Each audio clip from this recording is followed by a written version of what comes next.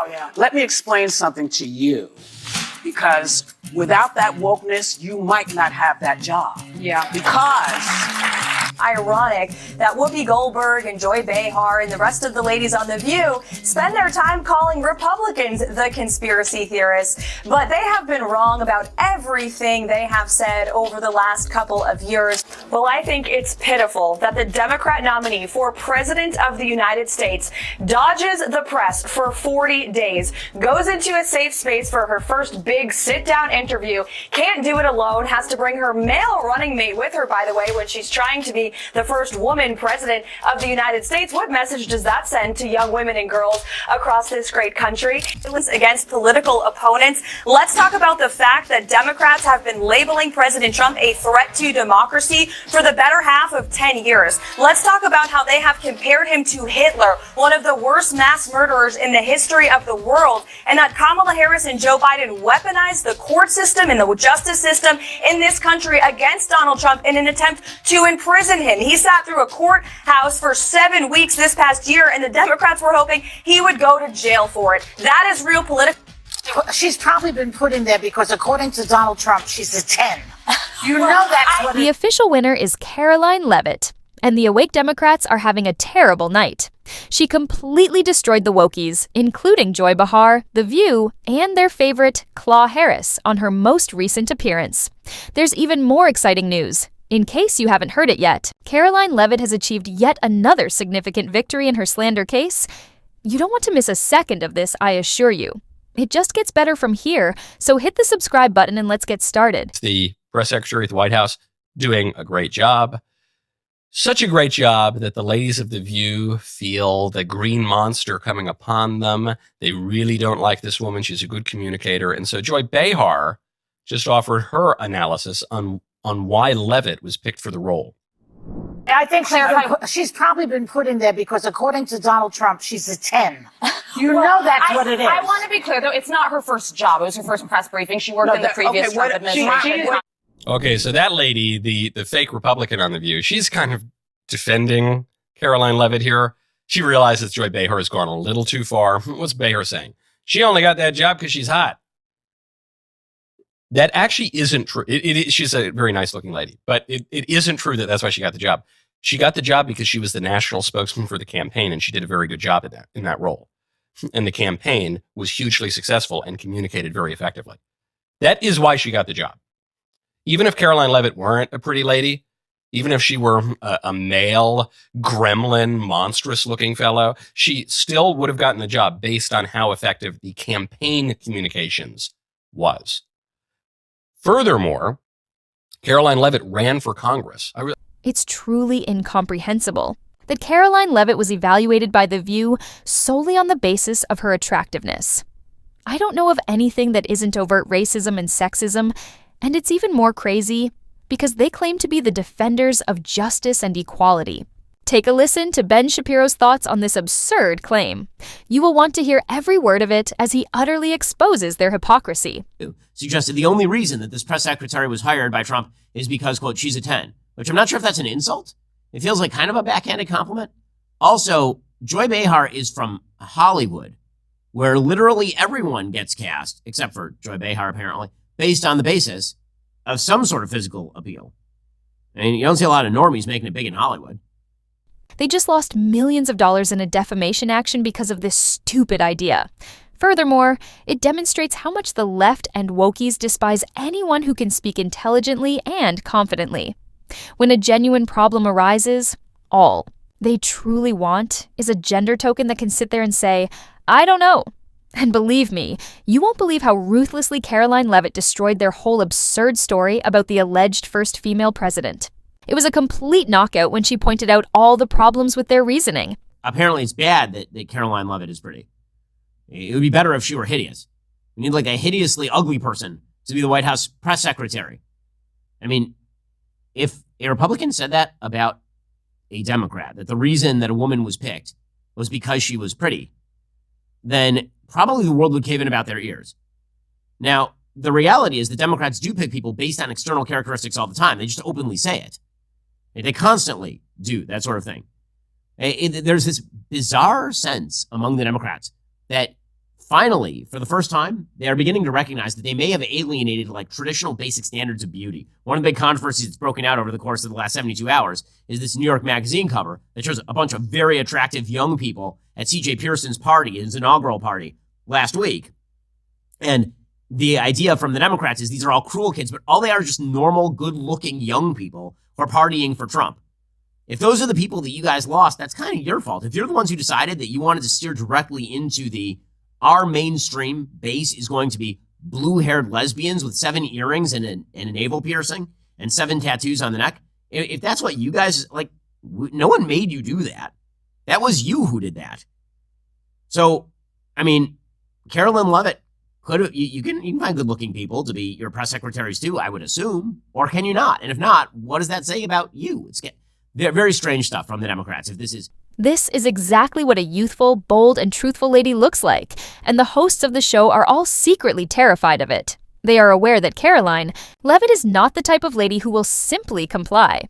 She is the one who will reveal all of the lies, hypocrisy, and double standards they have been concealing for years. And had all month to think about how they were going to answer the flip-flopping. What did you think of the interview?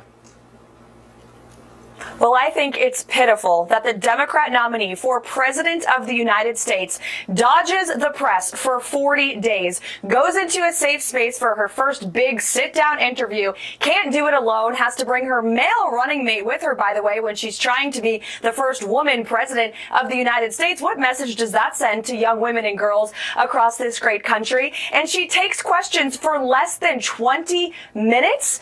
President Trump is going to take more questions tonight from voters at his town hall in Wisconsin than Kamala Harris took today. But Kamala Harris did say one thing, Jesse, that we agree with, and you nailed it. Her values haven't changed. Kamala Harris is a radical, dangerously liberal from San Francisco who cannot be trusted to lead this country. She has been responsible for the failures that have created an inflation crisis, a border crisis, foreign policy crises all around this world. And a future with Kamala Harris will have a ban on fracking, a ban on gasoline-powered vehicles, free health care for illegal immigrants, an open border where criminals are allowed to run free out of prison, and she wants to take away our guns. Kamala Harris will turn this great country into an American nightmare, and she confirmed that with this disastrous interview. Against political opponents, let's talk about the fact that Democrats have been labeling President Trump a threat to democracy for the better half of 10 years. Let's talk about how they have compared him to Hitler, one of the worst mass murderers in the history of the world, and that Kamala Harris and Joe Biden weaponized the court system and the justice system in this country against Donald Trump in an attempt to imprison him. He sat through a courthouse for 7 weeks this past year, and the Democrats were hoping he would go to jail for it. That is real political violence that has led to 2 heinous assassination attempts on President Trump's life that, by the grace of God, he was able to escape, and he is here with us today. So yes, President Trump knows a little bit about political violence because he's experienced it himself. And talking about the tragic realities of war that Liz Cheney and her father, Dick Cheney, have got this country into is not political violence. It's talking about the reality of the foreign conflicts that the Washington, D.C. establishment have sold out young Americans to for decades. They will never learn anything the polite way, I promise, because they always focus on the same things that caused them to lose in the first place. They are unable to break out from their cycle, and observe here as the fake media makes a valiant effort to discredit Karoline Leavitt in every way possible. But they are unsuccessful. Tim Walz and Kamala Harris said that everyone who showed up to President Trump's rally at Madison Square Garden was a Nazi. That's despicable, dangerous, divisive rhetoric that is spewed by the Democrat Party every single day. And I'm so sick and tired of the media pointing the finger at Donald Trump and saying that he is sowing division in this country. He is not. The media is for pushing hoaxes like the one that you all pushed today, and the Democrat Party is for pushing lies about him. But the good news is Americans don't buy it. And that's why today in 2024, President Trump is more popular than he has been since 2016 because people don't trust the media and they're not buying the Harris campaign's closing argument that he's some great threat to our democracy because they lived under him for 4 years as president and our democracy and our country was stronger than it. Also keep in mind that the same so-called woke left is attacking the same group that applauds their buddy Karine Jean-Pierre for her inability to answer simple questions without faltering is Karoline Leavitt. It provides you with all the information you require regarding their requirements. Competency doesn't matter to them. Their only concern is advancing their story. Because according to Donald Trump, she's a 10.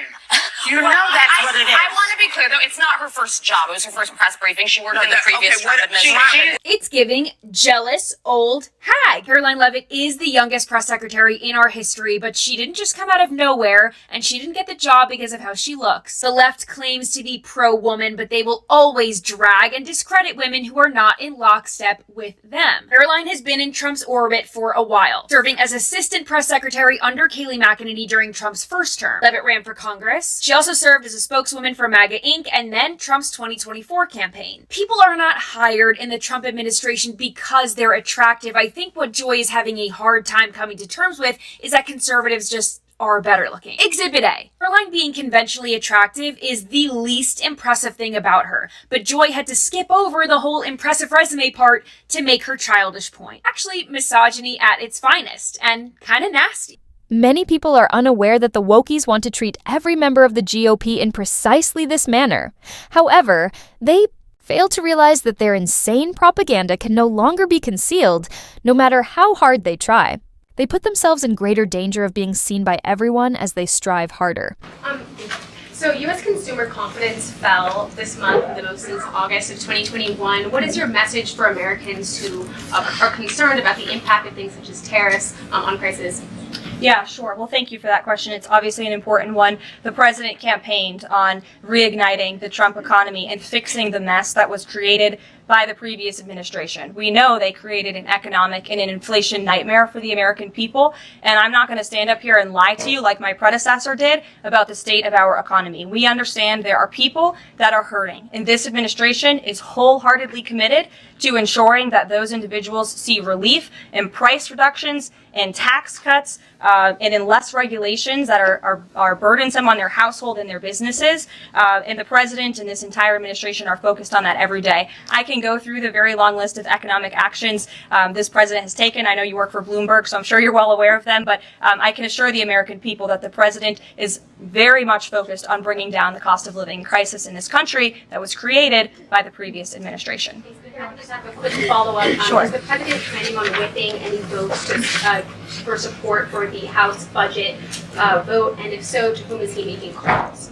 I'm not aware of any calls that he has made. I did talk to the president about his position on this just before coming down here, and he said that he's made it very clear to the Hill what his priorities for a budget are. He's said it to the Speaker of the House. He said it to Leader Thune. The Senate and the House know what President Trump wants and know what the American people want. And so he expects Congress to get it done. He's looking at the proposal from the House. He will also be looking at the proposal that I believe the Senate is drafting. And here was the speech she gave a few years back, in which she clearly stated the facts about Democrats. It's exactly what she termed it. Since they have never welcomed true change, the wokies are now incensed. They detest being called out, and they have a breakdown every time someone tells the truth. Last week was arguably the most divisive and disgusting speech that any president, certainly in my lifetime, has ever given. He essentially waged war on half of the country by saying that we are all a threat to democracy because we believe in putting America first. It's not radical to want to put your country and your own people first. It's not radical to want to have a strong border, a strong military, and to unleash the might of your own economy, not economies around the world. You know, we have seen cultural Marxism trickling its way through every institution in this country. The public school system, the higher education university system, Hollywood, big tech, the corrupt mainstream media that I fought against in President Trump's White House are indoctrinating my generation of Americans into hating our country, hating one another based on race and gender and sex and all of this other BS, quite frankly. We need a congresswoman who is going to fight for our conservative American values, love of God, love of country, love of... Thanks for watching our video. Don't forget to like and subscribe to stay updated with more truth and real talk.